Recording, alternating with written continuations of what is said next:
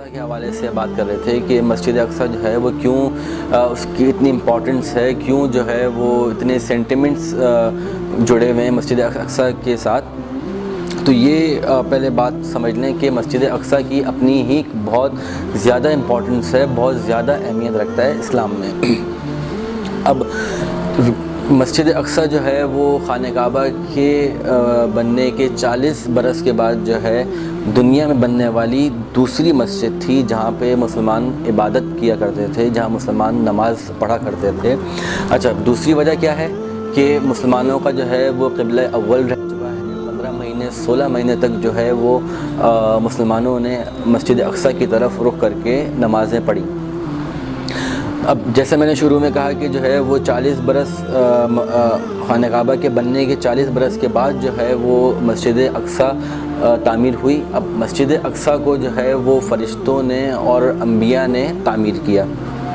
اب ایک مسکنسیپشن جو ہے وہ یہاں ہے کہ جب بھی آپ جو ہے وہ سرچ کریں گے گوگل کے اوپر، یا جو پکچرز جو ہے وہ شیئرز ہوتی ہیں یا وائرل ہوتی ہیں کہ مسجد اقصیٰ کو آپ سرچ کریں گے تو آپ کے پاس جو پکچر جو سامنے آئے گی وہ آئے گی ڈوم آف دا راک کی، جو کہ ہم یہ سمجھ ہوتے ہیں کہ یہ مسجد اقصیٰ ہے، جبکہ ڈوم آف دا راک جو ہے وہ الگ جگہ ہے، مسجد اقصیٰ جو ہے وہ الگ جگہ ہے ایک ہی کمپاؤنڈ میں، ایک ہی ایریا میں، تھوڑے سے ڈسٹنس کے اوپر ہے. اب مسجد اقصیٰ ایک الگ جگہ ہے، ایک الگ ڈسٹنس کے اوپر ہے. ڈوم آف دا راک جو ہے وہ ایک الگ گولڈن والی جو اکثر پکچر جو ہے وہ وائرل ہوتی ہے، یا ہم ابھی بھی آپ گوگل سرچ کریں گے تو آپ کو وہی ڈوم آف دا راک کی پکچر جو ہے وہ سامنے آئے گی، جبکہ وہ الگ ہے اور یہ الگ ہے. ڈوم آف دا راک کیا ہے؟ ڈوم آف دا راک جو ہے وہ مقام ہے، وہ جگہ ہے جہاں سے جو ہے وہ حضور نبی کریم صلی اللہ علیہ وآلہ وسلم جو ہے معراج پر تشریف لے کے گئے تھے.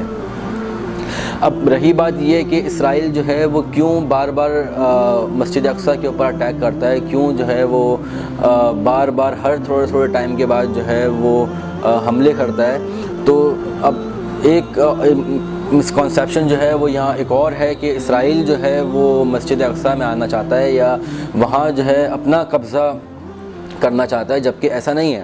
اسرائیل جو ہے مسجد اقصیٰ کو بالکل ہی ختم کر دینا چاہتا ہے، کیونکہ وہاں وہ اپنا ہیکل بنانا چاہتا ہے جہاں پہ اس وقت مسجد اقصیٰ ہے.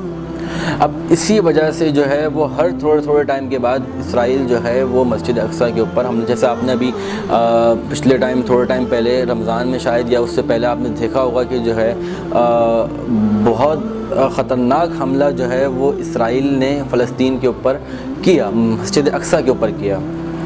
اب یہاں ایک سوچنے والی بات یہ ہے کہ جب اسرائیل جو ہے وہ فلسطین کے اوپر آج سے اٹیک نہیں کر رہا، 40 50 60 سالوں سے جو ہے وہ فلسطین کے اوپر اٹیک ہو رہا ہے، لوگ مر رہے ہیں، لوگ لہو لہان ہو رہے ہیں، لیکن آپ کی جتنی بھی ہیومن رائٹس آرگنائزیشن ہیں، ایجنسیز وغیرہ ہیں، وہ سب خاموش تھیں، سب کی سب جو ہے وہ خاموش تھیں. لیکن اب فلسطین نے جو ہے وہ اسرائیل کے خلاف اپنا پہلا قدم اٹھایا، اس کے اوپر اٹیک کیا.